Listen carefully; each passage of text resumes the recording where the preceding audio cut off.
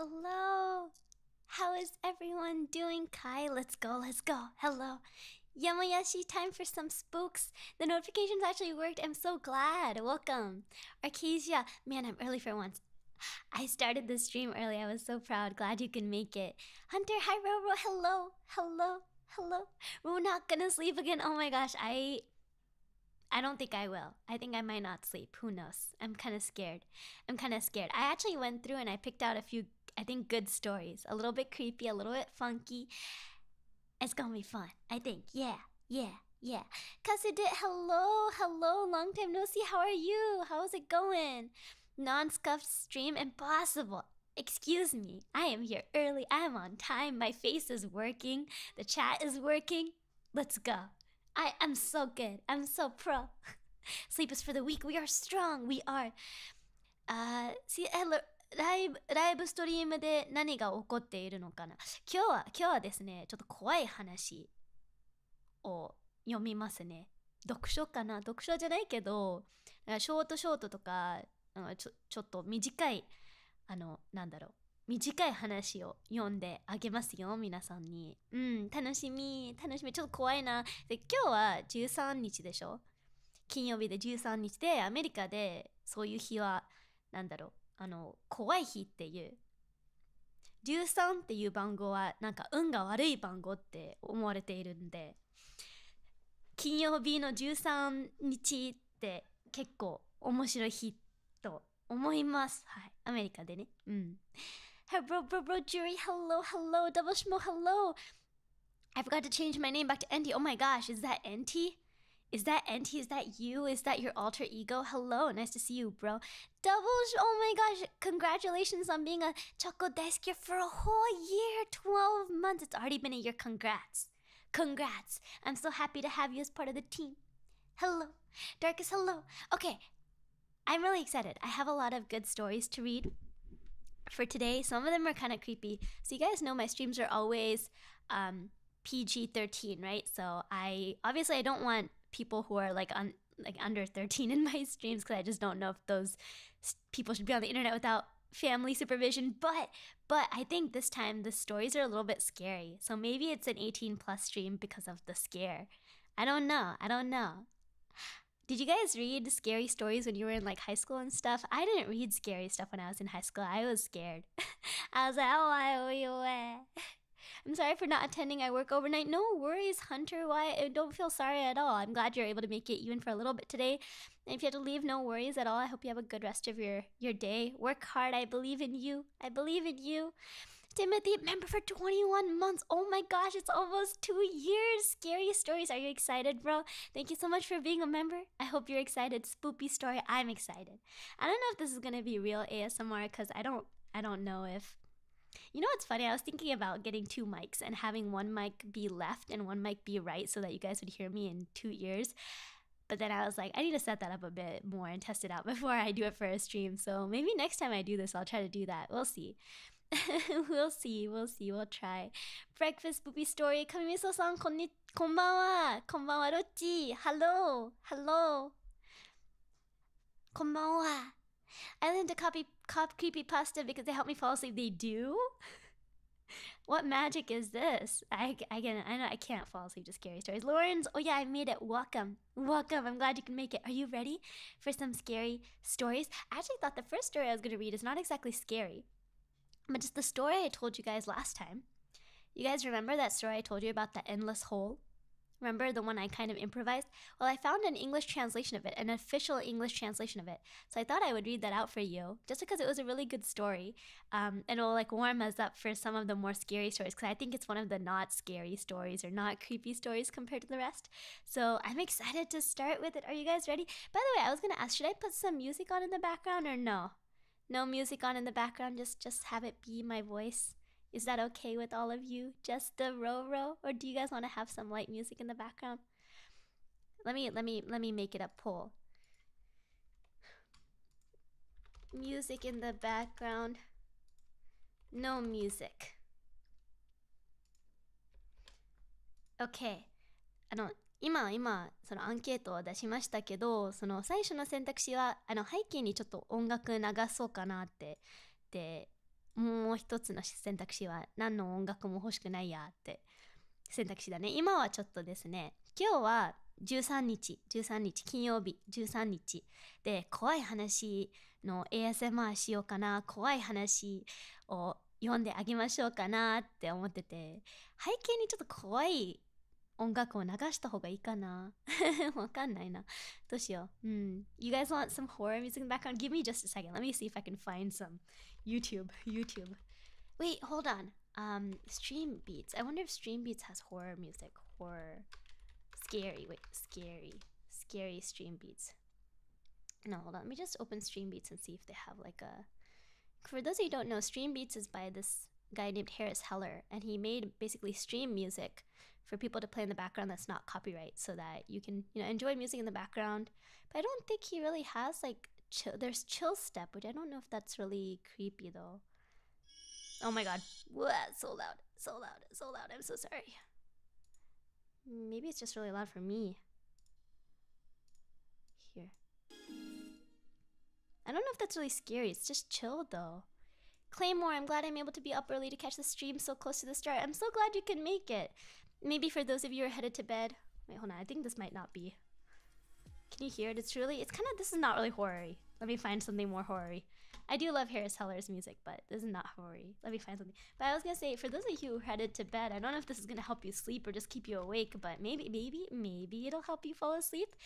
Let me see. Scary music. I have to find no copyright because otherwise I can't play it on stream and then this just get blocked and that wouldn't be fun. Scary music.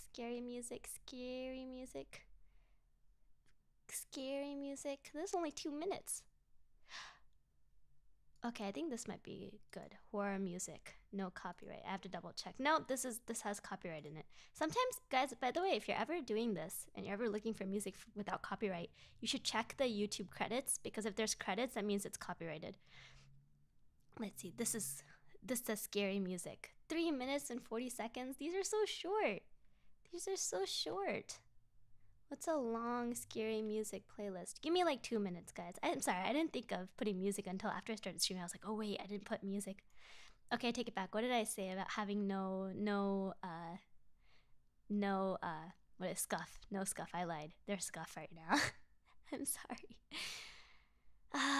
Scary music. Ooh, this looks good. No copyright Halloween playlist. Please let it be no copyright. Yes, it looks like it's actually no copyright. That's new. Okay, there we go. There we have some scary music. Look, I got it. Music in the background. Okay, let me end this poll. Some people are saying no music. If you guys feel like you want to stop the music, let me know and I'll stop it. I like ambience. Okay. Catch up on the scary stories when Roro tried to steal my choco. If that was scary, just wait until you hoard more choco and think I don't know. Just wait. Creepy ambient BMG, I have it. Wowie, bedtime stories, gentlemen. I don't know if this is bedtime. 10-hour campfire audio. Is that campfire audio? Is campfire audio a good idea? We'll see. Yamayashi, how are you? I'm doing well. I was a little bit sick. I slept in this morning to try to get some rest. My throat's feeling a little bit better. But we'll see. Good advice on the copyright music. Yeah, so in YouTube, if you click on the description and you scroll down and there's like info on the music, like it says like artist, music, stuff like that, that means that there's a copyright in that song. Or like, how do I say it? Everything? Okay.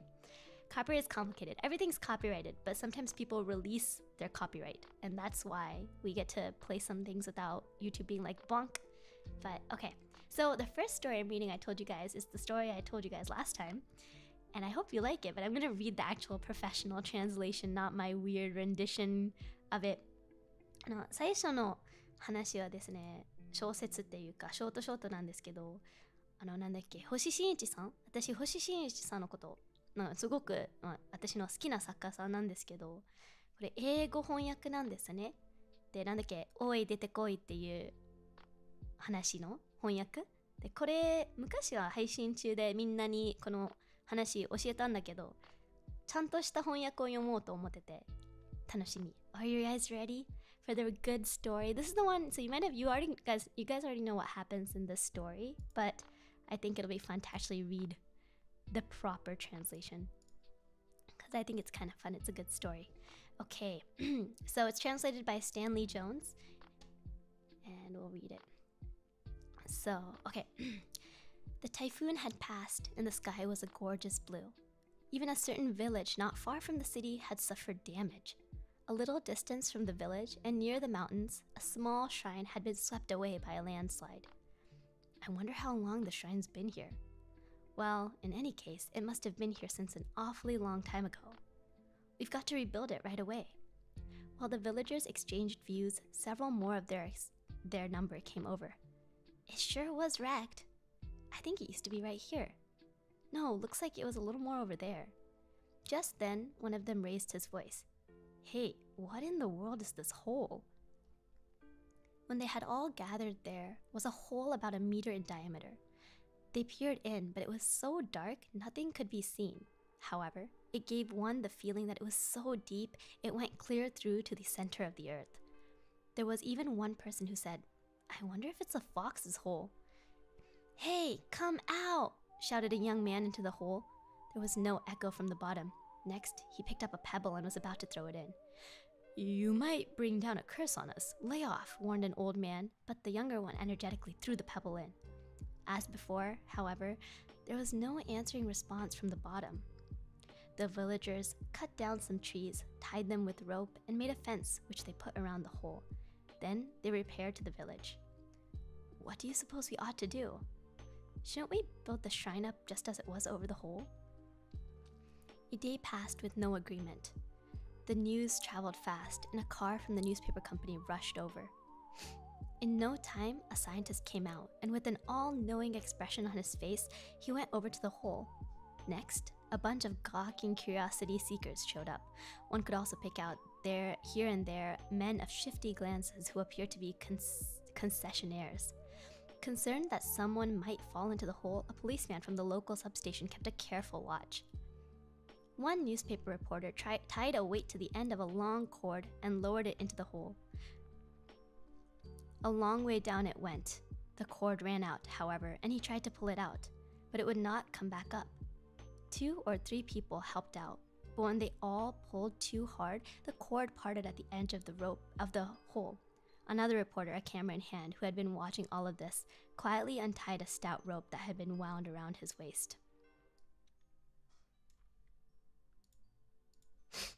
Oh, sorry, I lost my page. The scientist contacted people at his laboratory and had them ring out a high-powered bullhorn, with which he was going to check out the echo from the hole's bottom. He tried switching through various sounds, but there was no echo. The scientist was puzzled, but he could not very well give up with everyone watching him so intently. He put the bullhorn right up to the hole, turned it to its highest volume, and let it sound continuously for a long time. It was a noise that would have carried several dozen kilometers above ground, but the hole just calmly swallowed up the sound. In his own mind, the scientist was at a loss, but with a look of apparent composure, he cut off the sound and, in a manner suggesting that the whole thing had a perfectly plausible explanation, said simply, "Fill it in." Safer to get rid of something one didn't understand. The onlookers, disappointed that this was all that was going to happen, prepared to disperse. Just then, one of the concessionaires, having broken through the throng and come forward, made a proposal. For those of you who don't know, concessionaires basically is like a businessman or someone who has like a stake in what's happening.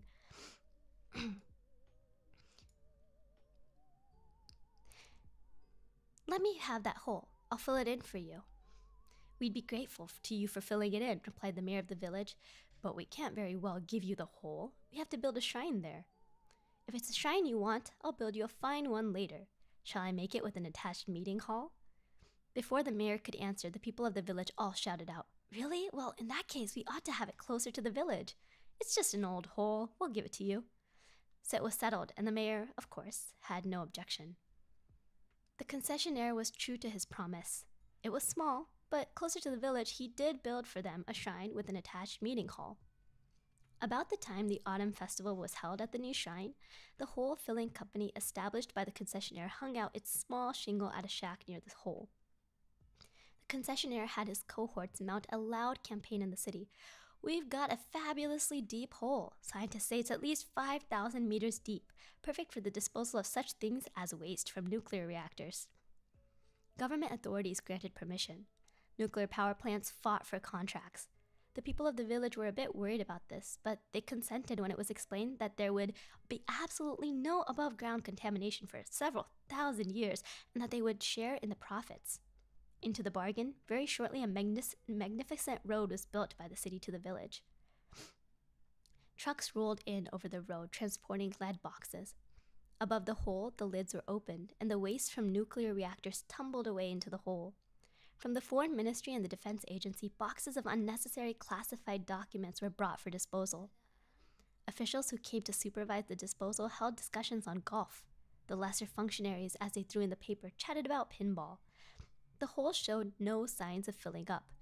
It was awfully deep, thought some, or else it might be very spacious at the bottom. Little by little, the hole-filling company expanded its business.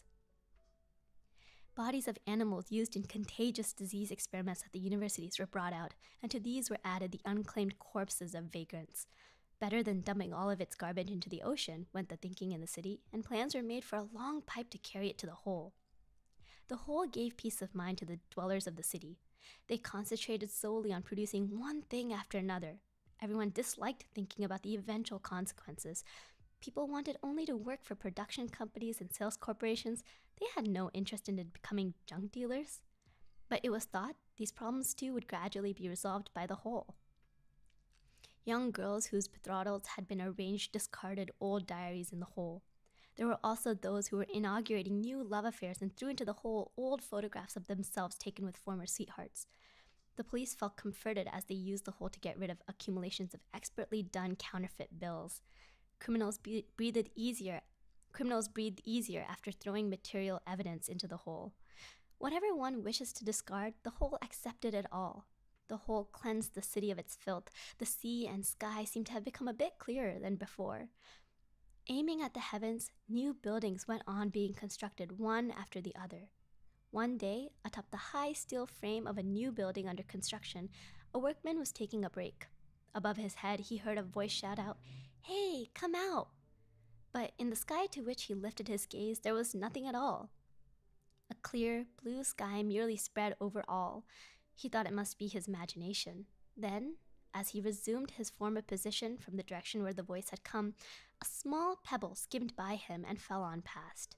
The man, however, was gazing in idle reverie at the city skylines growing ever more beautiful, and he failed to notice. Yeah! How was that? Isn't it really good? This original story, I think, is like really well written, and it's really short. Really short. Yeah. Oh, Macaroni, thank you so much for the super chat. Last time you said you had a macaroni for the dinner, so this time have a beautiful Friday the 13th. Oh, that's so kind of you. Thank you so much. I'm sorry, when I'm reading, I'm on a different page, so I don't see the chat.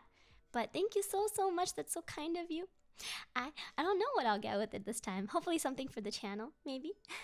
Hopefully something interesting that all of you can enjoy together. We can enjoy it together. Maybe a snack stream. I'll save it up and we can do a snack stream when I'm in Japan. Thank you so much. That's super kind of you. Yeah. Hunter, you're not talking about we will talk about it. I think they were just focused on the story. It's okay. But thank you so much, Macaroni. That's super kind of you. Thank you. Yeah. And Jury, scary face Lawrence. Isn't it interesting? Isn't it so good? Funds for the couch? I do hope so. I will use it for not the shared couch, my couch. Not your couch, my couch. But thank you so much, Macaroni. I appreciate it. Please make sure you're keeping good food for yourself. Macaroni for yourself too. Yeah? Yummy food for yourself too. Beeman, hello. Okay, wait, no, but how about the story? How's the story? But yes, that's an incredibly generous donation. Thank you so much. Thank you. I appreciate you. Beautiful Friday the 13th. A creepy, a spooky Friday the 13th. Darkest, sometimes the solution that is the simplest is the one with the most disregard for the results, but the hardest ones have the most satisfying results. Yeah, interesting message. I think it's this idea of like they didn't want to face the reality of like their actions, and then suddenly they have to face their own consequences. The missing 3 points is because it needs more. Roar needs more. I don't think there's a second part to the story. There isn't. I remember because I think this is the story. This is how it ends. It's just the mystery. You don't know. This is just where it goes. This is where it ends. That's the scary part. Yeah, okay. I have another story. This one's a little bit comedy, so maybe I'll save this one for now. I'm thinking. Let me see. Okay. Let me read one of the interesting stories from Reddit. So I saved a few different stories. I have a few grim fairy tales to read for all of you. And so I'm excited to read that. I've seen more tremendous and more scary stuff, Roro. That's true. I think it's a mix of creepy and scary. I'm not trying to go here, like, read something that's going to make it so you guys can't sleep for a week or something, right? I think some creepy stories that make you think are kind of fun. That's what my aim was. Okay, this is the next one. Reject all non-essential. Okay, this is a pretty short story, but I think it'll be good to read. Let me see, is there a way I can make the screen a little bit easier to see for all of you? Let me think. So I don't know why my cold is not going away, so I'm still sick, but hopefully soon I'll be less sick. I don't know. I don't know. Grim fairy tales, you mean actual fairy tales? Yeah, like the original ones, the ones that are slightly more scary. They're actually translated from German. It's pretty interesting. Okay, so this is the story. This is from Short Scary Stories on Reddit, and this is by user KG Lewis. Death walks into a bar. Are you guys ready? Are you guys ready to hear about death walking into a bar? Okay. Roro is sick. Roro has been sick for a few days now. Hey, hope everyone has a great stream, but it's late here, so I'm gonna have to sleep. Sleep well, Macaroni. Thank you again for the generous donation. I will use it well. Thank you. Have a good rest of your evening. Sleep well. I'm at work, so I'm going to be listening. No worries. I hope this is good background for you while you're working. Also, sorry if I'm sniffly in the middle. I know it's not the nicest thing to hear while you're trying to listen to stories, but I can't do it. My cold did not care about my plans to do an ASMR style stream this week. Okay. Everyone stopped what they were doing when the figure in the black robe stepped through the entrance of the bar, holding a scythe. All eyes followed him as he walked up to the bar, the handle of his scythe tapping the floor with each step he took. How can I help you? The bartender stuttered. I'm looking for a particular man, Death said, his voice deep and hollow sounding. Goes by the name of Bob Smith. I don't know anyone by that name, the bartender replied. Perhaps you got the wrong bar? This is the Soggy Rose, is it not? Death asked. It is, the bartender confirmed. Then this is the right bar. Anyone here know Bob Smith? The bartender called out to his patrons. A moment later, a man sitting at one of the tables stood up and pointed across the bar to a man sitting in a corner booth by himself. That's Bob Smith right over there, he said. Death walked across the room and stopped in front of the indicated man's table. Is that true? Death asked. Are you Bob Smith? Bob considered lying, but then thought better of it. If Death had come for him, lying to him about who he was wouldn't change things. He'd catch up to him sooner or later. Yes, Bob replied. I'm Bob Smith. Stand up, Death said. Can I finish my drink first? He asked meekly. Stand up, Death insisted. Okay. Bob slid out of the booth and quickly got to his feet. It's time for you to leave, Death said, pointing towards the exit with his scythe. I beg your pardon, Bob said, thinking he hadn't heard Death correctly. I said go, Death repeated, and lock the door on your way out. Do you get it? Do you guys get it? Do you guys get it? Do we have any theories? I think I got it. The Death did not want Bob. The Death did not want Bob. Poor Bob was like, I'm gonna die. And then Death was like, goodbye. Not today. Not today. Death really said not today. That's right, good John. I tried to donate another 500, but I got a limit. Have a good night. No worries. Please don't worry. Have a good rest of your night. I appreciate every penny, so don't worry. Thank you so much. I appreciate the thought. Yeah, so to explain that, right? Like, Bob thought he was gonna die. Bob was like, I'm dead. But then Death was like, no, you gotta leave. Lock the door.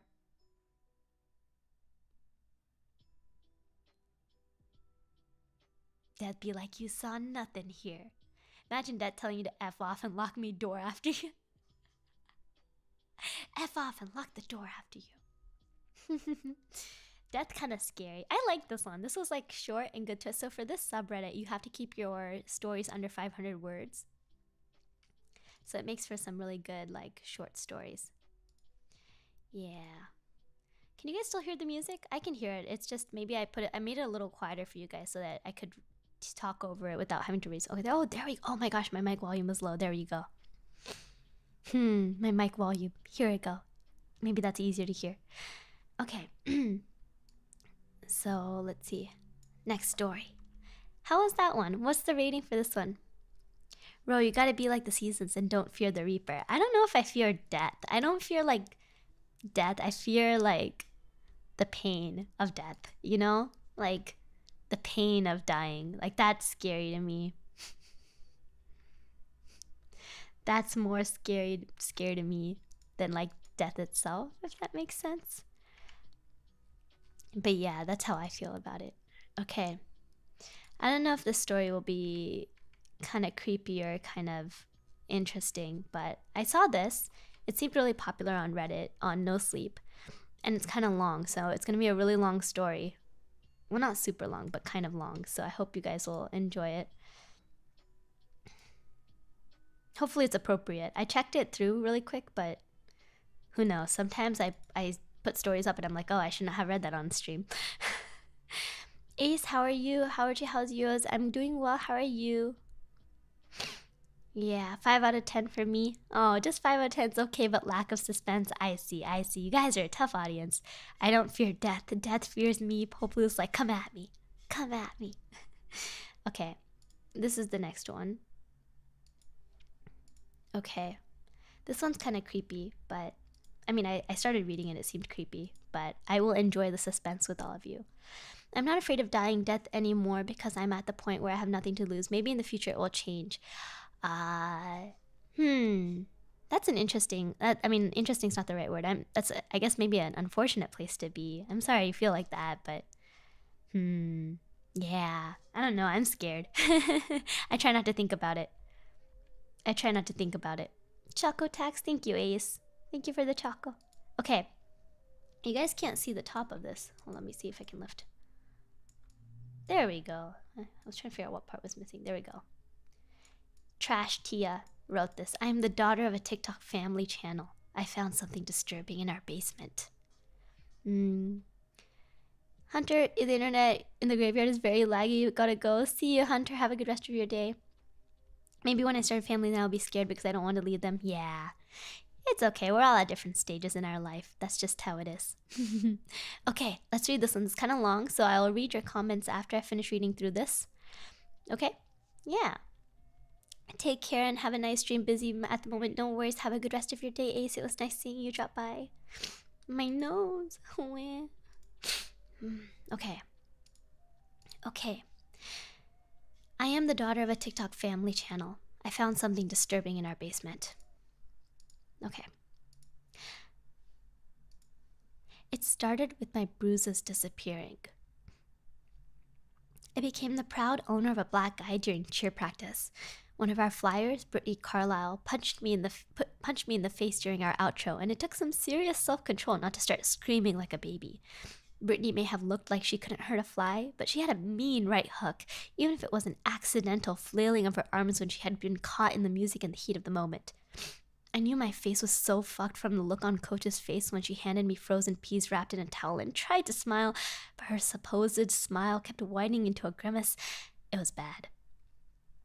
This sucked because, according to my mother, I was not allowed to get a bruise, especially on my face. Robbie, my best friend on the sidelines, made it very clear that the bruise was bad. When I'd grabbed a makeup mirror and risked a glance at myself, he was right. It was bad. This thing was worse than eye bags. In the changing rooms after practice, I remember trying to smile through the pain in my face, which was slowly spreading to my eye and the back of my head. I tried to hide it with makeup, but it somehow looked worse, so I gave up. I didn't think about the bruise until I was walking back from school a little later. The pain was gone, and it didn't really hit me until I was video chatting with Robbie and his expression crumpled, inclining his head like a confused puppy. Holy shit, how did you fix your face? I paused, my gaze flicking to my reflection of the camera. I wasn't a fan of looking at myself. When I video chat, I minimize the screen and scroll through Instagram or search for a YouTube video to watch on mute while Robbie talks about moon landing conspiracies. I didn't mean to look at myself. I had trained my eyes not to look too hard through a camera because all of my flaws were present, and Mom always had something to say if I did not look perfect. I have a makeup routine, as well as 2 skincare rituals before I go to bed and wake up, but it's not enough. I don't look as cute as I did as a little kid. I'm a lot rounder in the face, and apparently, I've been putting on weight in my cheeks. Mom has been using filters on my face since I was a little kid, and now I can't take my real reflection seriously. What? I frowned at my pale face and slightly half-lidded eyes from a sleepless night. In the camera, I looked the same as I always did, light brown hair pulled up into a ponytail and minimal makeup. I winced at the state of my hair. I forgot to brush it after practice, so it was a mess in my face. Mom usually filmed my siblings and I coming home from school, and it made it clear we couldn't look a mess. We had to look picture perfect for the camera. I made a mental note to fix myself up. I didn't understand what Robbie was talking about until I found myself gingerly prodding under my right eye before the thought slammed into me. Something ice cold crept its way down my spine. I had a bruise, I thought dizzily. Coming to an abrupt stop on the sidewalk, the sound of traffic flying by collapsed into a buzzing white noise in my head. So where was it? Dude, what happened to your battle scar? Robbie's voice joined an endless buzzing blur of nothing in my skull. I remember feeling foggy-headed, his words not quite registering. What bruise? Was on my lips, only for me to remind myself that Brittany Carlisle had punched me in the face not even 2 hours earlier. I had sat in the nurse's office with a bag of peas pressed to my face, downing Tylenol with a can of Coke and complaining of a striking pain that was not going away. So how did I forget? How did I forget the pain that was very much real? Several things had happened between the hit and walking home presently. I went to grab my things from the changing rooms and ended up talking to a girl about a concert she was planning to go to. I definitely had the bruise then, because she commented on it, making a joke that I wouldn't be the face of the squad for a few days. Then I started my trek home. Nothing had changed, and yet it felt like something had. I remember changing out of my cheer uniform and pulling on my sweater, but looking down at myself, my head in a daze, I was still wearing it. Robbie was still expecting an answer, his laugh pulling me from my reverie. Hey, are you good? He peered at me through the screen, and I could glimpse his mother in the background pottering around. I noticed she kept twisting around to look at the camera, and I had no doubt she was discreetly listening in on our conversation. I told him yes and played it off like I was hiding it with makeup so I didn't confuse him even more, but when I delicately grazed my fingertips under my right eye, which I was sure had been a bulging yellow bump courtesy of turning my coach's face a whole new shade of pale, my skin looked normal. I searched for any hint that I had been hit, pressing my fingers over my eye and waiting for the pain I knew had been real. I knew it was real because the bag of frozen, now melting, peas was still in my backpack, and I had been relieved of my captain duties until my face was better. It wasn't my choice to become captain. Mom had a lot of influence with both her job and her TikTok account, so most of my life since I started middle school had been documented on her channel. Currently, she's private, so her channel is not visible. Maybe that's a good thing, though. Robbie didn't look convinced, though he nodded and smiled. Hey, I gotta go, alright? He gestured to his mom standing behind him with a disapproving scowl. I got homework. His eyes said something different, however, and I nodded and promised to call him back later. We had a code of sorts. If Robbie pulled a face and wrinkled his nose, his mother wanted him to get off his phone. Robbie's mom wasn't a fan of me, and I guess I could see why. She called me a superficial doll behind my back when she thought I wasn't listening. It should have stung. I mean, it did sting, but part of me understood her. I had to look perfect on camera, and if a strand of my hair was out of place, my mother would drag me out of the room and tell her followers that I was having a bad day or that I was sick. The worst part is having to wake up wearing makeup. It's a 6 a.m. start every morning, with Mom pulling the 3 of us out of bed and then making breakfast for her, what I eat in a day TikToks. Initially, I thought they were fun. That was until Mom started insisting on me having a single banana for breakfast instead of my usual Nutella on toast. When I commented on it, she explained it was because I was getting puffy cheeks. I looked for people on her TikTok commenting on my lack of breakfast, but most of her followers were people in our town who only gushed about our so-called good looks and that we were a very attractive family. These people didn't see the protein shakes my brother is forced to drink every morning to stay healthy. They look and smell like barf, and the three of us being weighed every Friday night. Luckily at school, I could eat what I wanted. I made sure to pile my plate with as much junk as possible and then threw it all back up straight after. Oh gosh. Okay, it's not bulimia. I'm fine with my eating. I just don't want Mom to see that I've eaten too much. I was still prodding my non-existent bruise when my phone vibrated and a text popped up from Coach. Can you bring in your pom-poms tomorrow? I know you're on the sidelines, but Mickey needs them. I had no idea how I was going to explain the sudden disappearance of my bruise. I supposed I could tell her I was using a new brand of concealer. My mom gets makeup sent to her from brands, so it wouldn't be out of the realm of possibility that I'd use it on my eye. When I rounded the corner of our cul-de-sac, I pushed my phone back into my pocket and dumped my backpack on the ground, unzipping it and pulling out my brush and makeup bag. I could see my brother ahead of me already rehearsing his entrance through our front door. I could see from the way he was practically dragging himself up our driveway that Mom had already made him do it multiple times. Mom especially liked it when I wore my hair loose, so I spent 5 minutes brushing and styling it, touched up my makeup, and strode towards our house. My brother had already walked in, so it was my turn. I pasted my usual smile on my face and walked straight into Mom's iPhone, already filming every inch of me at every angle. Here's Zoe! Mom was using her fake voice again. I hated her fake voice. So as you guys know, or if you're watching this for the first time, this is my 17-year-old daughter, Zoe. She followed me into the kitchen where my brother was lounging on the counter and my sister sitting at the table, her head in a book. These were the personalities we were urged to use in the videos since they got more views.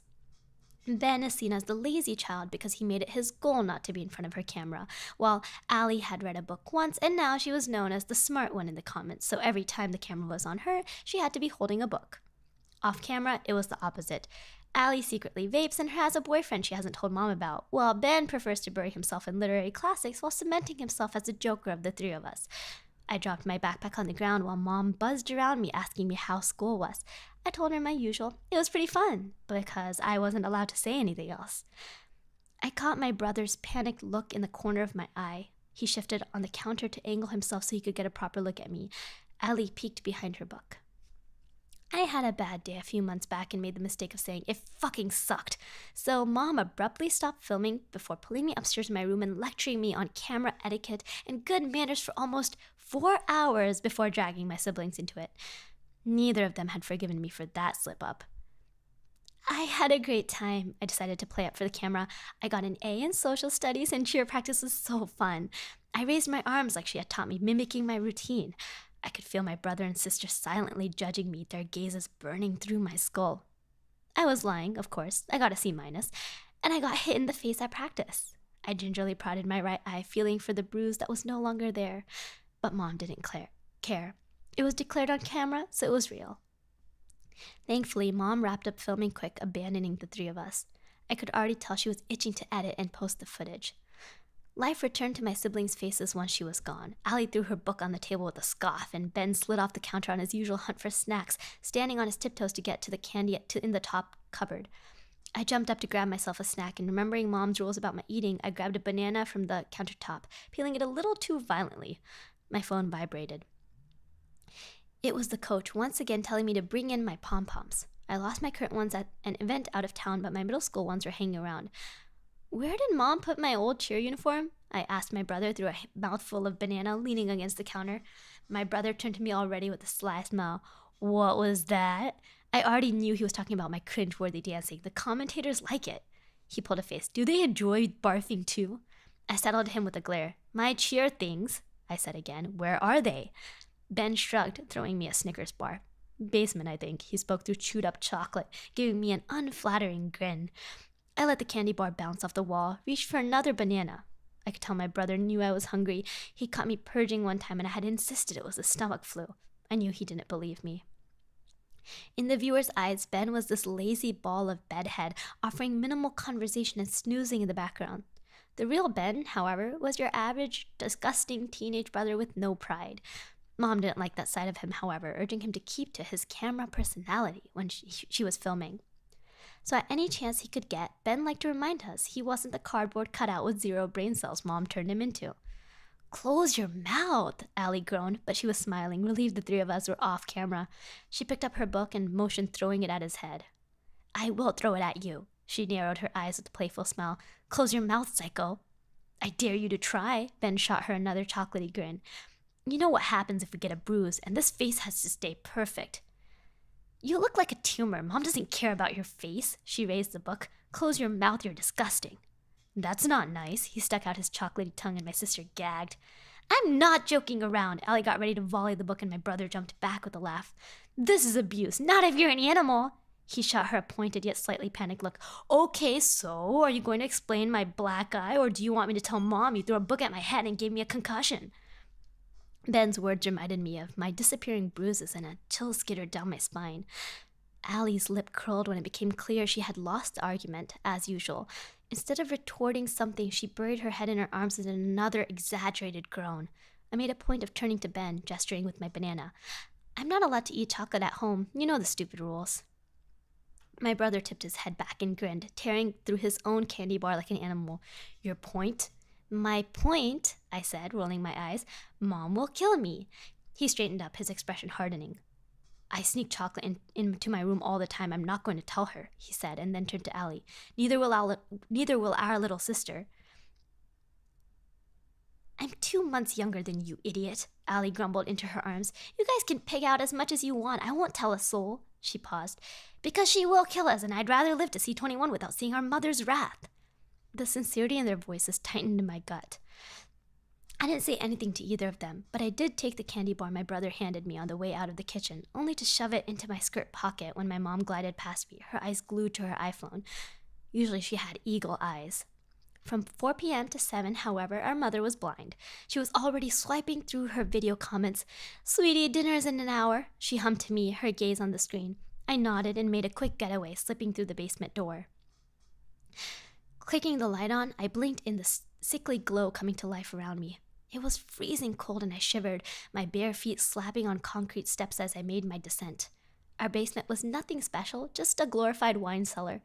I could see my cheer pom-poms poking from a box on the ground, but my attention had already been caught by an ancient-looking television in the corner, and next to it, a plastic box full of old tapes. Mom used to be a teacher, so I figured the television was used to show students educational videos. Still though, why was it in our basement? Curiosity was getting the better of me as I found myself drawn to the box of tapes. I reached in and pulled out one. The tape itself was battered and labeled with Zoe V1 playing in the background and V2 middle school scribbled in black marker pen. On VHS tapes, though? DVDs were outdated already, but these old-style chunky tapes? I found it hard to believe Mom was documenting our early childhood on these fossils when things like phones existed while I was growing up. Blowing a layer of dust off the tapes and inserting it into the player, I pressed a bunch of buttons I didn't understand. The player worked like a YouTube video with the same symbols, so I pressed on the play button. Galvanic blue washed over my face, illuminating the wall behind me, and the tape flickered to what looked like my backyard. The picture was pretty good. The sun was shining in the sky and my little self was sitting on the back wall, kicking my legs with a wide smile. I was wearing bright red boots, my fingers caked with dirt. I could feel my own smile tugging at my lips. Mom was right. I was so cute. There was no sound on the tape though, which I thought was odd. It was just me giggling and waving at the camera. I was waiting for something to happen, maybe my siblings to appear, when I saw it. It started as a shadow that I thought was part of the film. It was an old tape after all, but when it started to move, morphing into a humanoid figure, I felt myself starting to move back, my breath catching in my throat. The shadow bleeding into the frame suddenly had proper face. Mine. It was an exact replica of my little self. Its smile was the same with wide eyes and waving arms. It wore the same bright red boots, dirt cakes between its nails. I watched the replica climb onto the wall before pushing me forward, and my original self burst into a reddish mist before even hitting the ground. The tape flickered, an array of color bleeding into the film, staining the footage. It was red, like it was bleeding. In a cut, I saw the replica jump off the wall and run forward towards the camera to wipe away the red smear on the lens. The tape didn't stop. It switched to an older version of me. This time I was in middle school. I remember the exact classroom. I remember the faces of the kids around me. Robbie was sitting at the front throwing pens at the wall and Brittany doodling in her textbook. I was sitting with my head buried in an old copy of Percy Jackson. Where was the camera? I thought, my gut twisting into knots. I didn't remember Mom filming this. The tape flashed blue once again, and I blinked rapidly before it switched back to my middle school classroom. There was no sound. I saw it once more, a bleeding dark shadow creeping through my classroom door, and then growing a head and a torso and arms and legs. This time it embodied my 12-year-old self, right down to the scratch on my knee I remembered getting during recess. This time, the replica was not smiling. She strode over to my desk, grabbed me by my hair, and pulled me to my feet.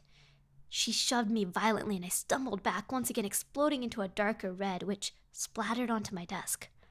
The replica calmly took my seat and used the cuffs of her sweater to wipe away the mess my original had made. The footage kept going, switching between snapshots of random footage. Then it flashed to my high school changing rooms and something sour crept its way up my throat. 4 hours ago. I saw myself changing out of my cheer uniform and the bruise under my right eye. The bruise I thought disappeared. No. I started to crawl back, but my gaze would not leave the screen. I couldn't breathe. Suddenly, all the breath dragged from my lungs. The changing rooms were empty, and I was humming the exact song from earlier, the one I'd gotten in my head from some kid mockingly singing it in class. I pulled my brush from my backpack and tugged out my ponytail, humming the tune. Ring around the rosy, I started to sing with each song of my brush. Movement behind me.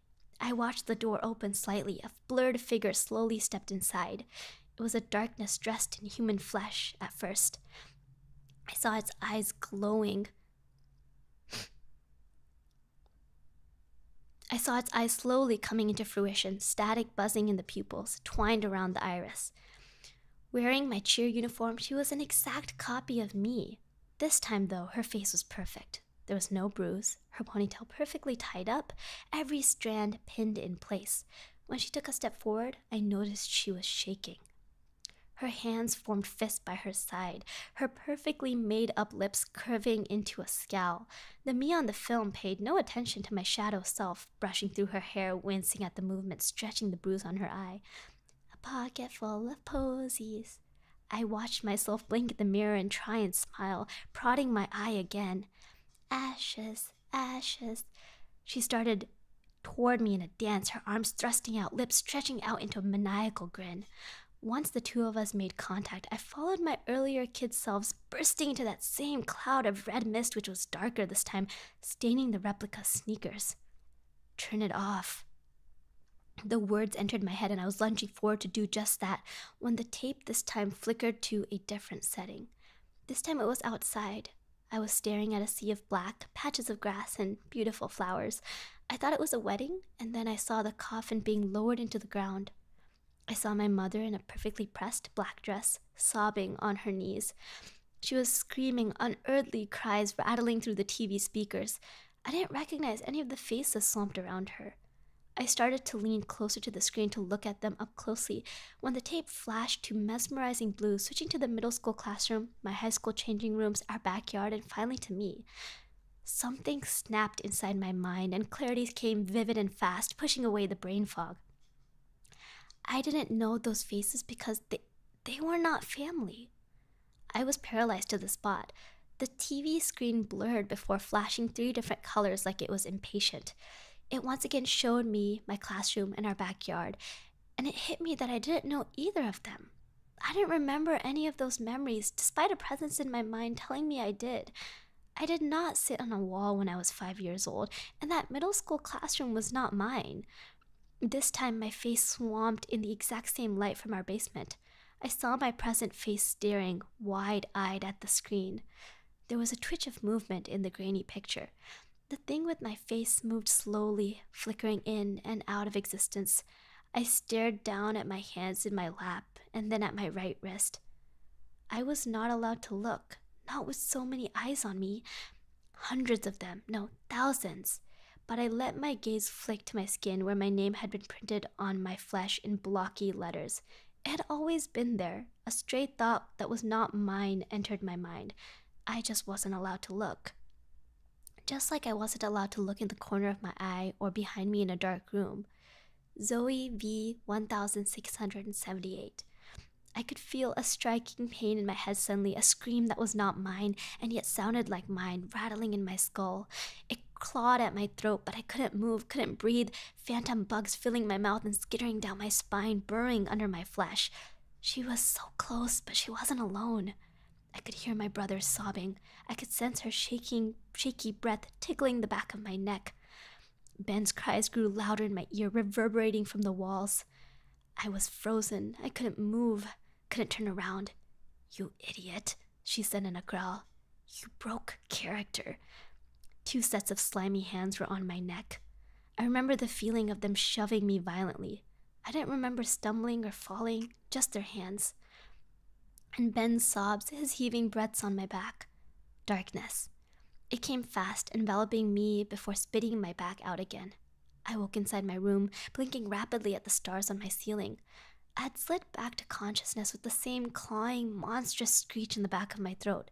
It wasn't mine, but it felt like mine. It felt like a scream I had been holding in and pushing down for years. The window was dark. Night. How many hours had passed me by? Immediately, I turned my attention to my right wrist.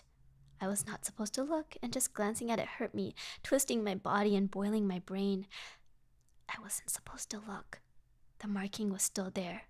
Zoe, version 1679.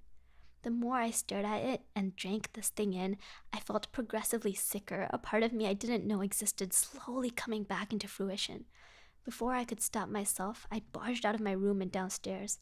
I could hear Mom and Ben in the kitchen. "What is this?" I didn't bother warning her that I was stepping in on whatever she was filming. I marched over to my mother and held up my wrist. I felt like I was going to be sick. "Those tapes in the basement?" I hissed out. "What are they? Who are those kids who replaced me?" "Wait, what?" Ben raised a brow, his gaze flickering to Mom's phone. "Is this for a video?" I didn't realize I was hysterical until I could feel hot tears slipping down my cheeks and salting my lips. I was sobbing when Mom froze up, her phone slipping from her hands. Ben, who was sitting next to her, sent me a "what the fuck" look, but I was only focusing on his wrist. I grabbed it and yanked up his sleeve, but there was nothing there. I peered at my brother's hand and scratched at his skin with my nails. Still nothing. "Zoe, what are you doing?" Ben's eyes were wild. "Have you lost your mind?" Ben pulled away with a hiss. He opened his mouth to start yelling at me when Mom calmly got to her feet and turned to me with what looked like an explanation on her face, which crumpled suddenly, her eyes widening, her lips forming an O. Mom clamped her hands over her ears and shook her head, her body trembling, a scream erupting from her mouth, which morphed into a wail that almost sent me to my knees. It was powerful and painful and ringing in my ears. Ben tried to calm her down, but she wouldn't listen. Mom wasn't blinking. She was just screaming, her lips pulled into a terrifying grimace. "Mom," I managed to get out through a sob. "Mommy, it's okay." I wrapped my arms around her and cradled her to my chest, motioning for Ben to join in. He did after a reluctant glare, tangling his arms around the both of us. "It's okay, Mom," I whispered into her hair. "I won't ask any more questions, okay?" The words coming out of my mouth were not mine, but they were working. Mom's sobs were turning lighter and her body had stopped heaving against mine. She reached around me to press me and Ben tighter to her. I was pressing my face into her hair and mumbling that I was never going to leave her when something twitched in my peripheral. It was moving, a silhouette morphing into something real, something latched onto reality. I looked up, squinting my eyes. It wasn't a shadow or a monster bearing my face. It was Ben. The thing wearing my brother's features were disheveled, half of his hair shaved off, a bloody jacket that I had never seen before hanging off his shoulders. I could see the same galvanic blue light in his eyes, that flickering static from the VHS tape. He dragged himself closer to us, blood spattering the floor tiles and slicking his feet, every movement creating more pooling red. He was bleeding from every orifice, from his nose and mouth and ears, blood soaking through his jeans and torn-up shirt. The thing made eye contact with me, his previously sleeping frown twisting into a grin. I could feel myself starting to pull away from my mother, but my eyes were glued to Ben. The real Ben still had his head buried in Mom's chest, murmuring reassurances to her. Except I could see his jerking arms like he was trying to let go of her, but couldn't, just like me. I didn't want to hug this woman who both felt like my mother and also didn't. I wanted to get away from her. I started to say my brother's name in a choked hiss when the replica standing in the doorway slowly raised his finger to curled lips. I could see ink printed on the inside of his wrist. Ben, version 1674. I opened my mouth to speak to him when he pointed across the lounge, and I followed his gaze. There was something squirming on the couch, a body-sized lump twitching, moving from side to side. I could hear it muffling now that I was allowed to hear things properly. It was screaming. No, not an it. He was screaming. Mom, I managed to whisper. I tried to pull away from her arms, but her arms were suddenly locked around me, suffocating my breath. Who is that on the couch? What? Ben surprised me with a whimper, his voice shaking. What do you mean? Mom's hug around us tightened tighter. Mom! Ben's cry came out in a panicked hiss. Mom, you're hurting us! Tighter. She started screaming again, but these wails were tragic, sobbing, her hold crushing us to her chest. Mom's cry felt like it was living, a sentient thing snaking around us. Black spots invaded my eyes, dancing in my vision. Something wet and warm slid from my lips, and Ben made a choking sound. He gasped out for air that she wouldn't let us have. I felt myself going limp in her arms, my head hanging, my eyes flickering. Tighter. The last thing I saw was Ben's replica peeking behind the wall, hollowed-out eyes penetrating mine. He was laughing, his bloodied grin growing wider and wider. When I awoke for the second time, the window was lit up with early morning sun. I had my hands wrapped around my throat, and the number on my wrist had changed. Zoe version 1780. When I remembered how to breathe again, I turned to my alarm clock. 7 a.m. Zoe, breakfast! Mom's voice filled me with poison, and once again a thought that was not mine took center stage inside my head. She is not my mother. No, she is my mother. I had a whole life of memories with her, right? Ignoring my skincare ritual and my makeup routine, as well as the rule that I had to stay in pajamas until the What I Eat in a Day had been filmed, I eased my way down the hallway, hammering on my brother and sister's doors. Ben appeared after a minute, his face smeared with skin cream, and then Allie, freshly showered. I thought they were going to understand that something was wrong, that we were all losing time, and something was wrong with our mother. I need to talk to you, was all I managed to get out, only to get confused looks in response. Now, I bit out. I could still see Ben's bloodied replica in my mind. Is that a different version of him? When did that happen? I waited for them to get ready, standing outside their rooms. I think part of me was terrified they were going to get replaced while I was standing there. I found my gaze idly flicking to the numbers on my wrist that had already happened to me, though. I was a different Zoe. After 10 painful minutes of waiting, the two of them finally appeared.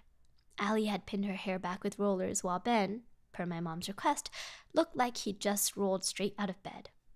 What is this about? Ben spoke through a yawn. By the way, what was up with you last night? Something twisted in my gut. What do you mean? My brother shot me a look, and whatever he was about to say was cut off when Allie shoved past us. Move aside, slowpokes! Geez, I'm not getting any younger. When she was bumbling down the stairs, Ben moved closer to me. You know what? He rolled his eyes. Last night you were fucking peeking behind my door. I told you to leave, but you didn't move, Zoe, he shuddered. Dude, it was like you were possessed. You stood there for hours. I just shut the door on your face. Possessed? The word hung in the air when we descended the stairs and entered the kitchen. Mom was already filming herself making breakfast while Allie had slumped down at the table and pulled out her book. I started forward to take my usual seat, but something froze me in place. There was another teenager sitting at the table. This guy was a sleepy-looking brunette stirring his cereal into a soup, leaning his chin on his fist, eyes half-lidded, lips parted into a small smile. When he caught my eye, his mouth formed a scowl. The boy leaned back. I'm not moving, the boy grumbled. He turned to Mom. Zoe always sits here. It's the best seat, and I have back problems. He narrowed his eyes on me. I'm taking medication. Zoe, Mom murmured, her focus on frying eggs, can you let your brother use that seat this morning? I took a slow step back. Her words were like knives stabbing into me. What? Mom didn't turn around. Do not argue with me, young lady. You know Nick has back problems. Just let him have the comfy chair. Who? Ben jumped into a seat opposite the new guy and immediately leaned over, poking the guy in the chest. You abandoned me last night, he said. I searched for questioning in his eyes, but he was smiling, drinking in this boy like he had always been there. What happened to staying up all night and speedrunning classic Sonic? The guy didn't look up from his cereal. I fell asleep. Ben folded his arms. Yeah, well, you could have texted me. You never answer your texts, and I banged on your wall 3 times. My brother reached for a plate of avocado toast my mom had put down, and she slapped his hand away. I was listening to music. You know I chill out after I finish my homework. Boy fight, Allie grinned. Behind her book, she shot me a smirk, only for her expression to crumple. Zoe, it's just a chair, she said. You've gone pale. I couldn't respond to my sister without screaming. There was a stranger in our kitchen who I was supposed to call my brother. It hit me at that moment. If I was going to figure out what was going on with my family, I had to be exactly what Mom wanted me to be. So I smiled at my supposedly new fucking brother and made a point of saying I was very sick. I even dramatized gagging. When Mom felt my forehead, she nodded and said I could go to my room. But I didn't go to my room. I slipped down to the basement and went back to the box of plastic tapes. There was a bunch of new ones that I knew could not have been made that fast, and yet they had. This time they were labeled Nick version 1. I'm currently hiding in our garage with the Nick tapes. I'm too scared to watch them. I want to know what is going on, but I also don't. What I do know is that I don't think this woman is my mother, and whatever she is doing to us is documented on those videotapes. Is there someone I can call who can help me? I need to get out of here. Oh my god, that was freaking long and scary. What just happened? What did I just read? Guys, my roommate walked in and I almost had a heart attack. I thought I was not sneezing. I'm literally sweating. I got so scared. Oh my gosh.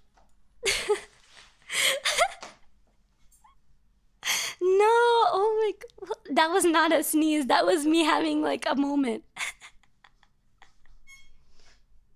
I was like, what the frick? I heard the door and I was like, oh my god. I'm dead. Oh my, that was scary. Why Roro shocked? No, so the computer, the layout of this room is that my computer is out kind of in the open, right? So we have our computers near each other. And like, usually my roommate comes home from work pretty late. So like, you know, I'm on vacation right now, so I'm chilling. And I just looked to my right and they're standing there and I was like, what the fuck? I almost I'm so scared. Yeah, okay. Deep breath. I broke out into a sweat.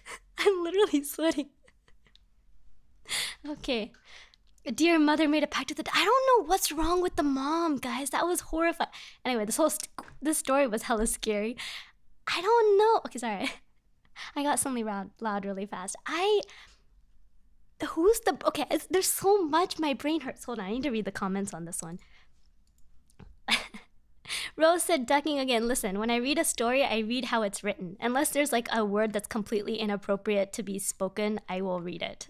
Like a swear word is fine, you know? But wait, hold on. That was long.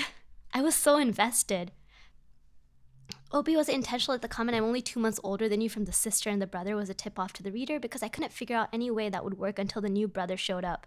If mom doesn't have to guest date, then it makes sense. Yeah, so I don't understand the relationship. So what? Okay. Someone explained to me the Ben's twin, like the one who is Ben but not Ben, who is bloody and wearing that jacket and stuff. So who's that? And who the heck is Nick? Wait, is Nick that guy? I'm so confused. Hold on, I gotta go through and find out.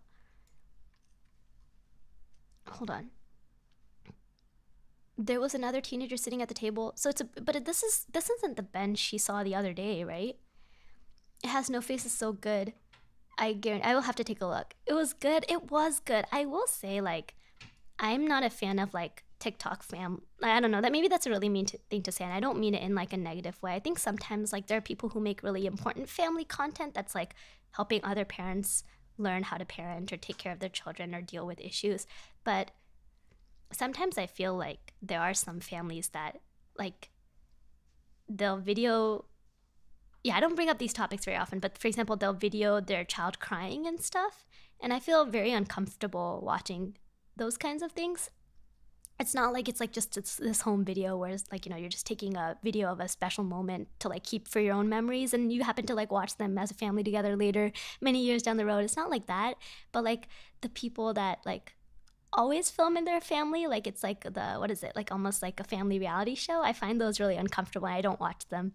I feel like it's, I don't know, it's just not my thing. But this kind of reminded me of that, where like the children's lives revolve around their presentation on camera, and then it just got progressive. Like I thought it was just going to be a story about like the effects of that, or just having a scary, like having a tough time dealing with your mom or like family in like a creepy way. I didn't expect it to get into the sci-fi.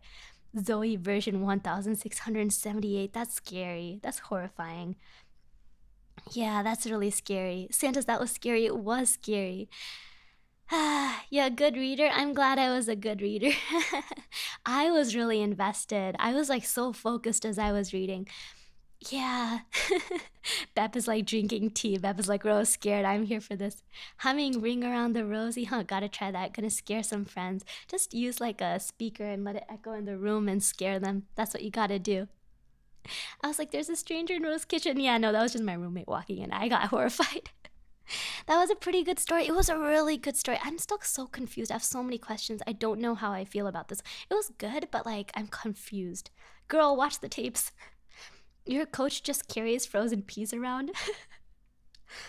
Have you tried killing anybody? Oh no. Please don't. These TikTok moms are, that's a whole new level. I wonder how she manages to replace you every time you F up. Is that some form of dark magic? Yeah, I think the mom is in on it.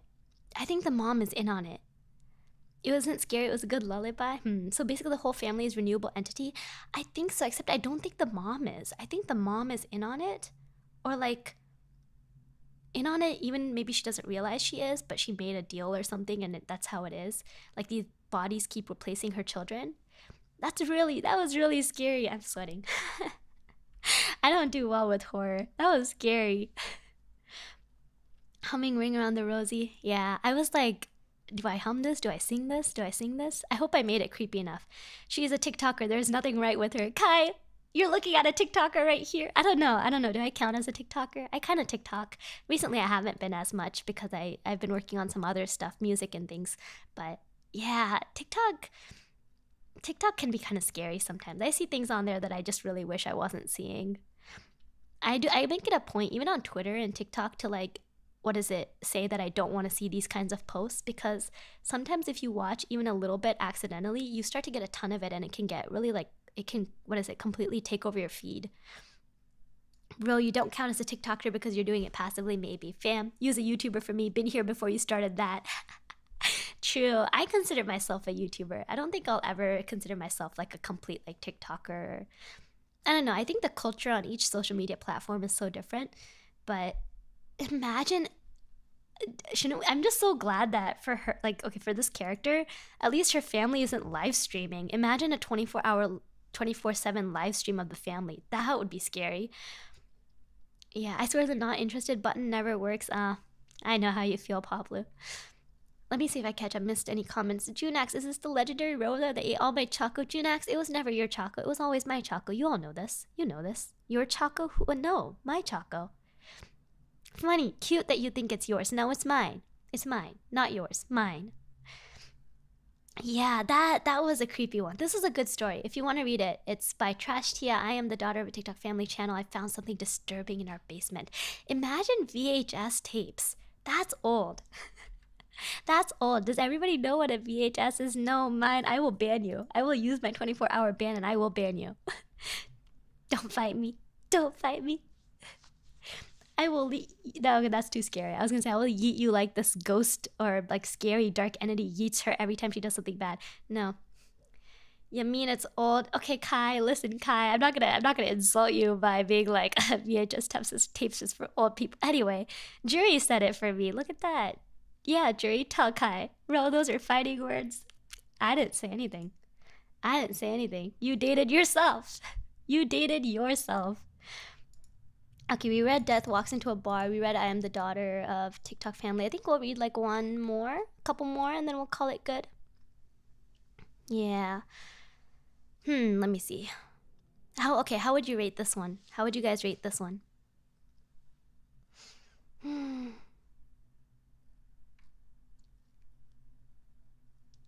Okay. Let me read this one. I think this is kind of good. It's interesting.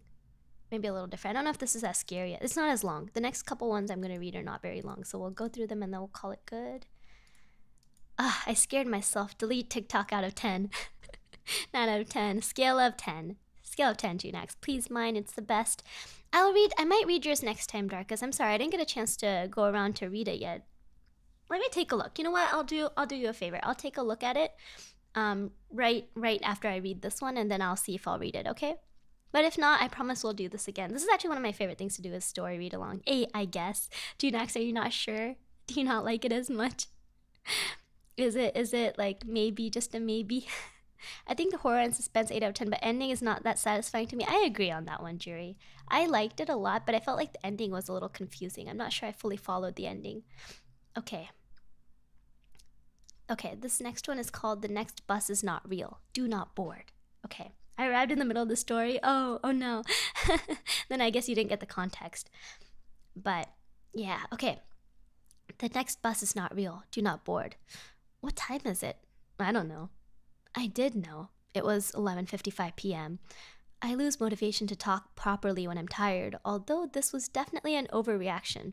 At most, it would have taken an extra second to tell him the time, but I wasn't really thinking. I just wanted to get home, ignoring all social interactions. I didn't even look up to see this man's face. He left without saying anything, limping as he walked, leaving me alone at the bus stop, waiting for the final departure of the night. A single minute past midnight was the usual time on the schedule, although it's almost always late, despite only ever having a few passengers at most. My late shift at work had me used to these empty hours of the night. This specific part of town lacked in nightlife entertainment, leaving little reason to be out after dark. The shops were long closed, waiting for the bustling environment of the next morning. Until then, they remained silent. Some had their lights on all night long, spilling echoes of life into an otherwise inactive street. If the rapture occurred with me at this bus stop, it would take a long while for that news to reach me, as I simply continue waiting for an ever later, never arriving bus. These are the kind of thoughts I have as I wait in the dark for the bus. The occasional breaks in these thoughts are often caused by me checking the digital sign above me, displaying an estimated time for all upcoming departures. Expecting to see 5 minutes, or perhaps a more delayed 10 minutes, I hadn't planned on having to read a whole sentence, so as I finished checking the sign, only then did my mind realize that I had not even seen a number. I had checked the sign but did not comprehend the content. My double take showed me what I had missed. The next bus is not real. Do not board. I stared for a moment before looking around. What I expected to see, I do not know. Perhaps some pranksters giggling at their work, or more sinisterly, a shadowy figure looming over to guide this paranormal event. Nothing. I saw nothing. The same street I had become familiar with had nothing new. It remained empty, with me as its only sign of life. So I waited. It was 11:59 p.m. by this point, so only 2 more minutes remained. On time for what may have been the first time ever, the bus arrived. A single minute past midnight, and here it was, pulling around the corner, approaching the stop. I put my hand out to signal my need to board, feeling relieved that my only way home hadn't been canceled. As the bus approached, I noticed the dark interior. The headlights were on, but the lights inside were all off. I could not make out whether any passengers were on board or even who the driver was. Being a regular, I know most of the final route drivers, but this time it was anybody's guess. I got onto the bus, putting down the same change I always do. Bit dark, isn't it? Nobody replied as the doors closed behind me and the bus continued its way forward.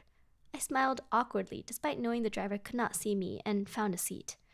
I never found out whether there were any more passengers, but I can only hope that nobody else had to go through these next events. Almost immediately, I noticed stops being omitted from the route. A turn missed here, a completely wrong turn taken there. A panic set in that I had somehow gotten onto the wrong bus, despite knowing for a fact that the bus I always get is the only local one that runs this late. Convincing myself that an unfortunate series of road closures had occurred, I remained calm and waited it out. After 10 minutes of this, we had circled back to the stop I had boarded at. In front of us, I noticed a more normal bus, the bus I was supposed to board. The lights were on with a few passengers. It was waiting at the stop. I spoke slightly louder than the rumble of the engine. "Excuse me, can I get off? I'm on the wrong bus." No answer as we slowly passed the correct bus. I could see the passenger inside all staring ahead. My gaze followed theirs, meeting at an ambulance parked just slightly in front. A small group of paramedics knelt down in the beam of the bus's headlight, surrounding a body on the floor. I couldn't make out the body's face as it was just out of sight, although one leg looked twisted. The passengers looked distraught while the bus driver stood talking to the paramedics. I stood up. "I need to leave at the next stop." As I spoke, I pressed the bell and the only sign of any internal lights lit up at the front of the bus, stopping. The sign then immediately turned off. Subsequent bell presses neither made the sound nor lit up the sign. "I need to." The bus sped up suddenly, the force pushing me back into my seat. As I tried to stand up again, the wheels screeched as we turned a sharp corner without seeming to slow down at all. Again, the force pushed me back down. The speed continued to rise. The wheels on the bus went faster and faster until the outside world became simply a blur. I had never seen a car go this fast, let alone a road vehicle as large as this. I thought for sure that I was going to die, right there. "What are you doing?" I found myself yelling out amid the panic. The driver for the first and last time spoke. "I don't know." My mind raced almost as fast as my body was being thrown about. The world beyond the windows soon morphed into a void of black, although the effects of our speed were still evident on my body as the velocity pushed me in all directions. It felt as though we had somehow gotten even faster, although this may have been the darkness forbidding my eyes of any reference of our true speed. We came to a sudden stop as I fell forward. The fall was violent, but still not as bad as you'd expect for a speed change of that magnitude. My nose hit the floor, causing a great deal of pain. I stood up, holding my face, trying to regain my balance. As the dizziness subsided, I began to notice where I was. We were outside my home.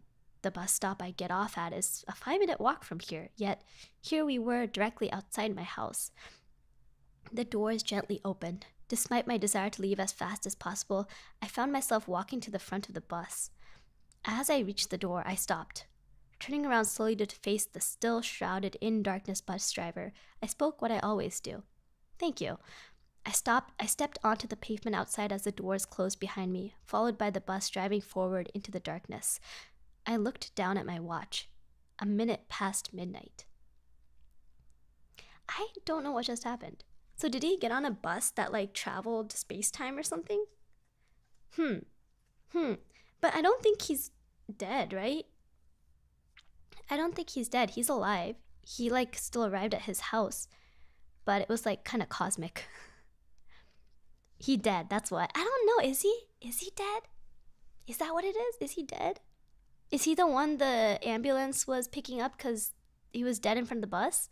Is that what it was? I can't wait. Please don't be scared afterwards. No promises I'll read it, Darkest. I'll take a look at how long it is. Yeah. But if not, I will see if I can read it next time if it's appropriate. If it's appropriate, no guarantees. Yep, it's him. I don't know, is it? I don't know where the story is supposed to go. Let me see. What are the comments saying? Are you still alive? Why are you so bad at following directions? People are like, it said don't ride the bus. It's not real. Why did you ride the bus? It's not real. Nice. Always thank the driver. They have it hard and he got you home in no time, literally. I get the feeling that you might not be real anymore. That's how I feel. Maybe he's dead. But just why would you ever get on it, particularly with the differences you noticed? At the very least, politely ask the driver, "Excuse me, is this bus real?" before getting in. True, he should have asked the bus driver if the bus was real. It ain't long. It's a video at the moment because I can't find a written version. I'm sorry for that. And no worries. In that case, you know what I'll do, Darkest? Let me save it. I promise I'll take a look at it, and I will try to read it next time for sure. If it's appropriate. If it's appropriate, I will read it. No problem. It's okay if it's a video. It's just I need time to look through it. So let's read one more, and then we'll call it good. One more that's not too long. This one's not scary. I think it's just an interesting twist. There's some mentions of stuff in it that might not be super comfortable for everybody. Hopefully it's okay. Yeah. Okay, we'll read one last one. The Cursed House. The Cursed House. Wait. I don't want you guys to see the ending yet. I read this one on my own. Me happy right now, though a bit worried for Ro. Yeah, I will read it. Not this time, Darkest, but I'll take a look at it. I promise. Okay, I think we'll read this one last one and we'll call it good for today. Maybe we'll call it good for today after this one. Yeah. Okay, how would we rate the last story? How would we rate it? I thought it was pretty interesting, but it was I don't know what I was expecting. I think the story before it was scarier. I think the story before that one was scarier. How would we rate this one? The one that we just read, the bus one. What do you guys think? Okay, I will read this last one and then we'll call it good. I think this one's like less scary and a little more like an interesting twist at the end. So hopefully this will be a good read. The Cursed House. The realtor stared at me. Are you sure you want to buy it? She told me everything. Apparently the house was cursed. Every person who'd lived in it had died exactly 1 year later to that day. In gruesome ways, too. Samantha Riley had slipped on the stairs and broken her neck. David Liu had gotten trapped in the basement and had a deadly asthma attack. Rebecca Jankowski had fallen through the attic window, 30 feet above the ground. Yes, I'm sure, I replied coolly. But every single person who's lived here has died in this house exactly 1 year later, on the anniversary of the sale. And with the price, we haven't been able to sell the house. I understand. She was irritating me now. Didn't she get it by this point that I was buying the house because of the curse, not in spite of it? I briefly imagined her flopping down the stairs like poor Samantha Riley. At least that'd get her to shut up. You die on September 30th, 2024, she continued, her face grim. I know. Only 1 more year of life. I know. The house is cursed, don't you understand that? Yes. And then I did it. I lifted my hand and tugged at my hair. The wig slipped off easily, falling onto the table. She went white, her eyes wide, her mouth open in a silent scream. I have 3 months left to live, I said, gesturing to my bald head. Stage 4 breast cancer. Metastasized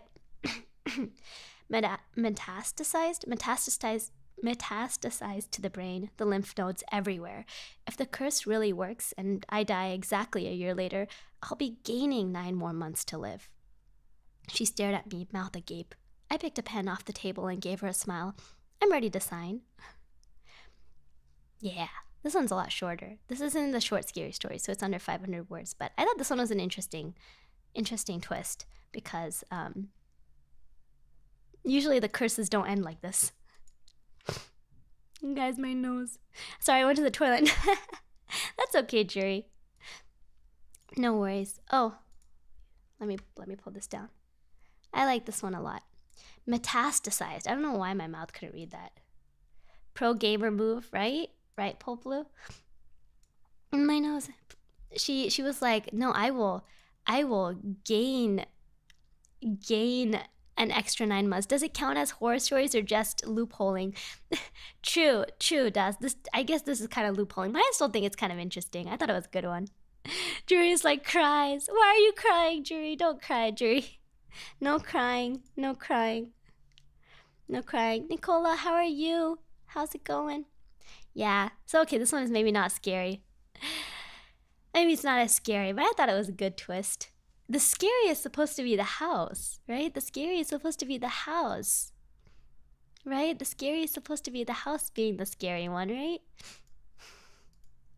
I think maybe short stories is less of a house. She's trying to bribe death by buying a house. But you know, I don't know like what death would look like. It's probably incredibly painful with any type of cancer, but would dying falling 30 feet to the ground be just as painful? But I guess you would get more time. So she gets 9 months, which is one thing. I think both are scary though. It's still scary. Shido, is that Choco for me? Thank you. Psst, psst, psst, psst, psst, Choco for me. Yeah, from that story that we read a little bit ago, I would be so sad if I couldn't have Choco. You're chubby, eat banana. No, I refuse. That would be like falling asleep, so that's nice. That depends, because remember here, like the 3 people that have died in this house so far, one slipped on the stairs, broke her neck, the other one got trapped in the basement and had a deadly asthma attack, and the last one fell through the attic window 30 feet above the ground. Those don't sound painless to me. Those sound pretty painful to me. So I think that's probably a little bit more creepy, a little bit more scary. I'm not sure.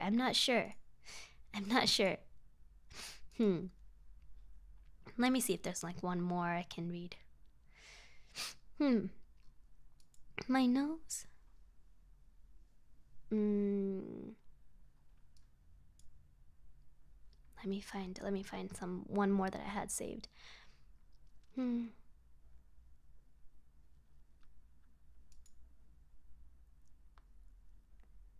not sure if there's any other one that's really good. I might have to save it for next time.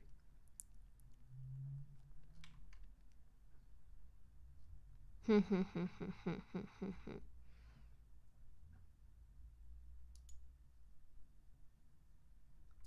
don't think there's any other story that I have that's like super scary. I think the other ones are a little more like funky twist at the end.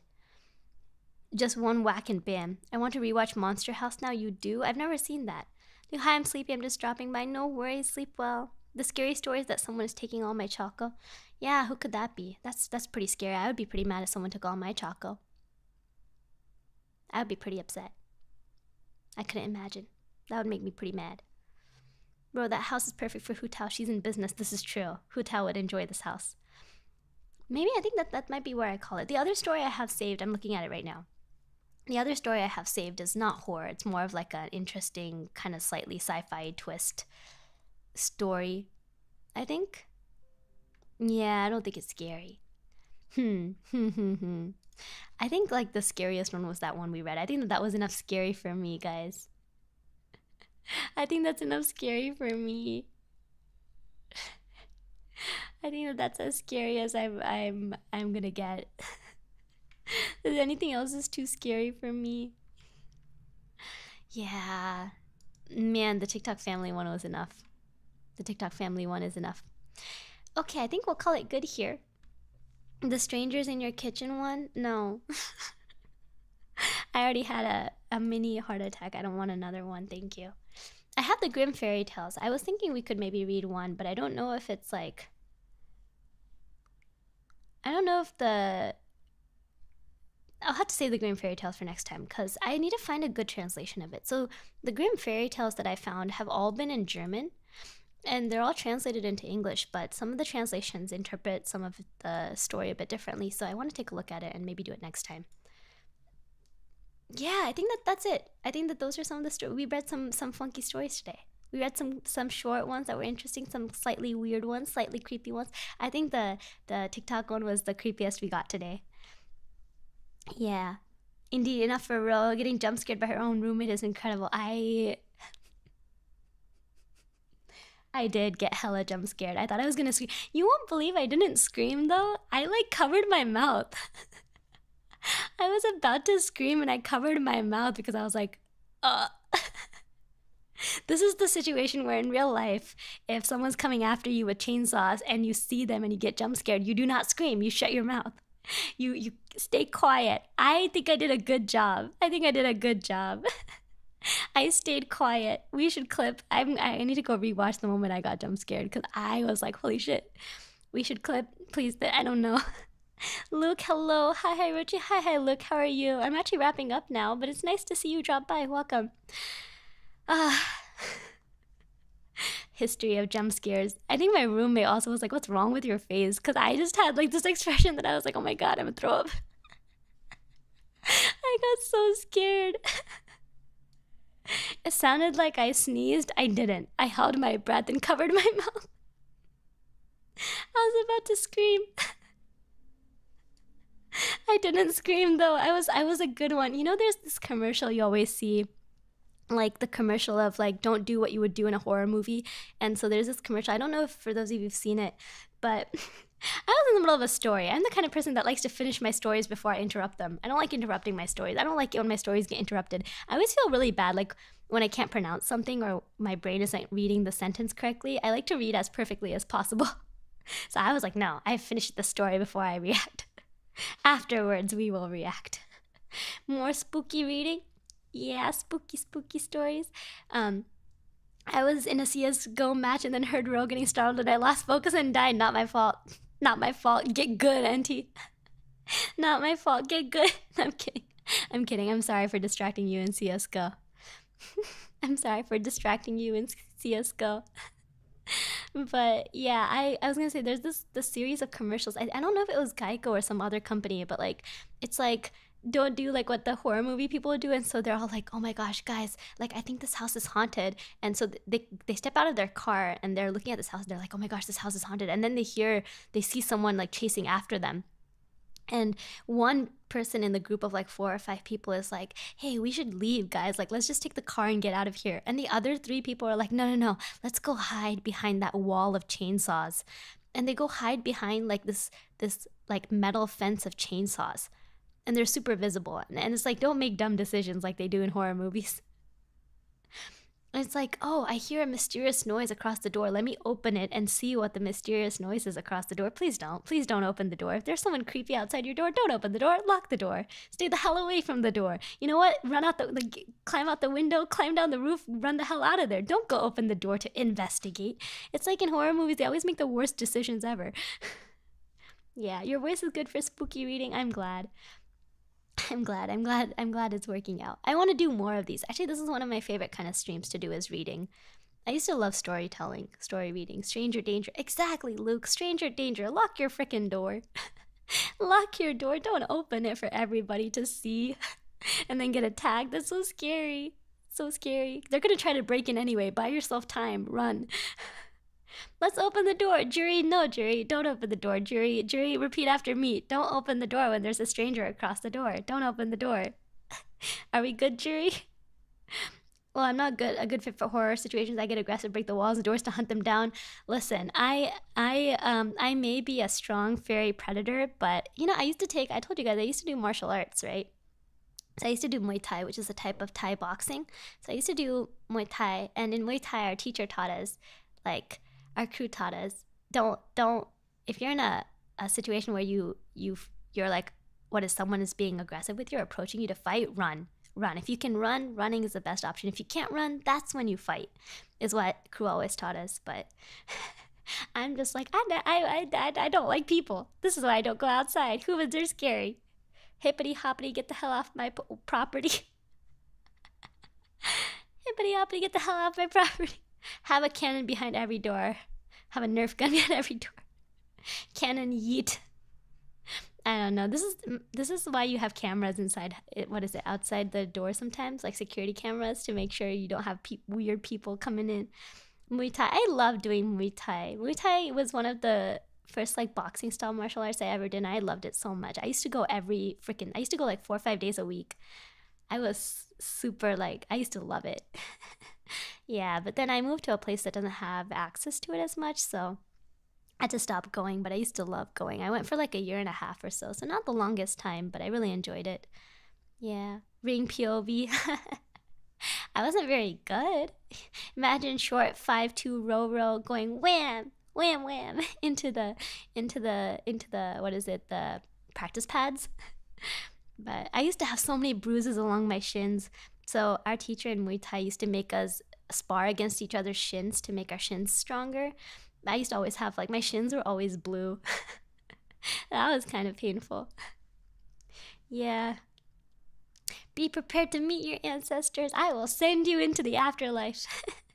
I will remove you from the face of this planet. I just threatened them with my fairy power. I'm like, I am fairy.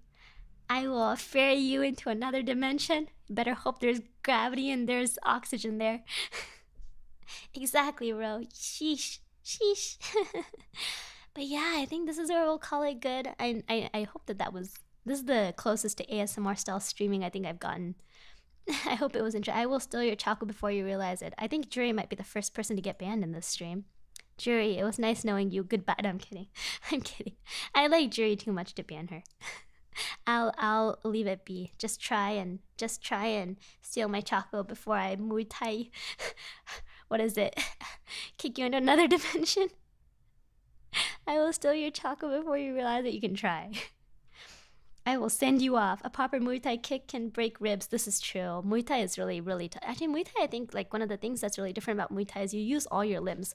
So we used to do a lot of elbows and knees and stuff. So a lot of martial arts, for example, really don't allow that, which is different because each martial art has a different style of fighting, right? But Muay Thai was very much like a street fight style. So you get to use, like, your elbows and your knees and stuff. So definitely need knee people, elbow people in the face with your elbow. But okay, please don't do that. This is getting kind of violent. Okay, let me go back.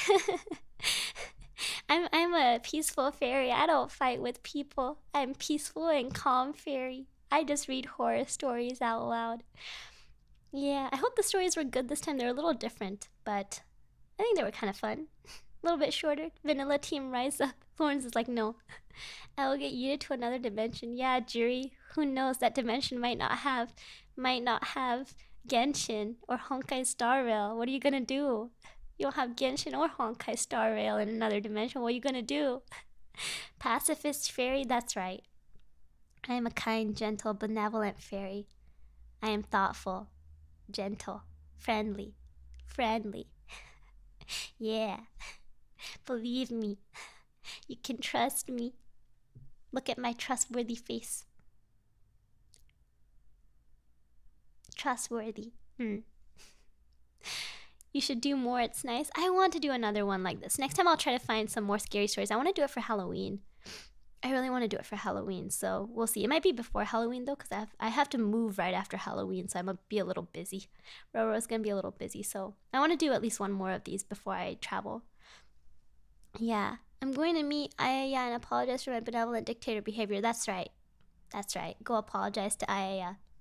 Ayaka will know. She'll be like, how dare you be mean to Roro, my favorite person. Yeet Jury to the fairy dimension so she can meet you. Jury wants to see the fairy world. I don't know if you guys want to see the fairy world. Your face looks like it's up to something. Listen, that's just my face. I have resting suspicious face, okay? It's not resting bitch face. It's resting suspicious face, okay? RSF. Resting suspicious face. I'm not plotting anything. We're fine. Reddit. Reddit is fun. There's some good stories there, but I try to like vet the stories on Reddit because some of them are kind of long or in a, not exactly the kind of stream I want to do.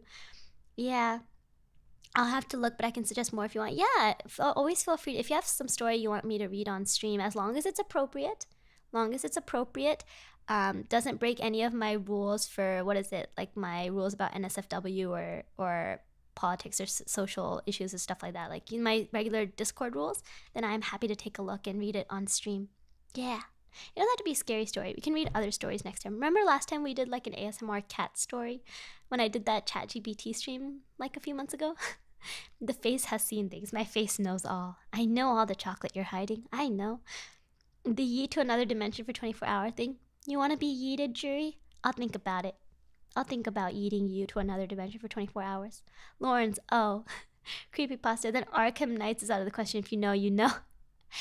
I just have some rules about what kind of streams I like to do. You guys know. Not every streamer is the same. Different streamers have different things that they want to talk about on stream. I just am very specific. I deal with a lot of, to be honest, guys, I deal with a lot of social issues and stuff in my regular work. So I try to keep my stream a completely like kind of neutral space. So I don't want to bring certain topics up or have certain discussions.